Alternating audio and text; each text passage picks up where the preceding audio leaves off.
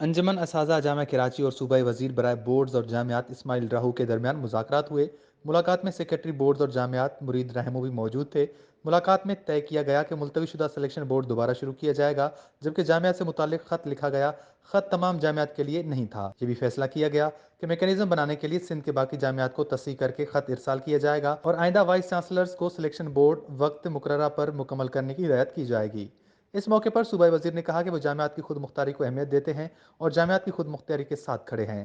اساتذہ رہنماؤں نے کہا کہ جامعہ کراچی میں تدریس بحال کرنے کا فیصلہ جنرل کونسل کرے گی اور انجمن اساتذہ جامعہ کراچی کی جنرل کونسل کو صوبائی وزیر سے ہونے والی ملاقات کے حوالے سے آگاہ کیا جائے گا۔ ملاقات میں وزیر بورڈز اور جامعات نے سیکرٹری بورڈز اور جامعات کے تبادلے سے متعلق مطالبے سے اتفاق نہیں کیا۔ ملاقات کرنے والے اساتذہ میں ڈاکٹر علی القدر، ڈاکٹر محسن، ڈاکٹر حارث شعیب، ڈاکٹر الفت اور رکن سندھ اسمبلی سعدیہ جاوید بھی شامل تھیں۔ جامعہ کراچی میں اساتذہ نے ایک استاد کا سلیکشن بورڈ ملتوی کرانے کے معاملے پر گزشتہ 10 روز سے تدریسی امور کا بائیکاٹ کر رکھا ہے۔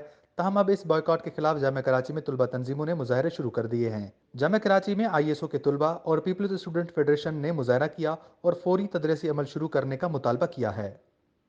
وش نیوز کراچی۔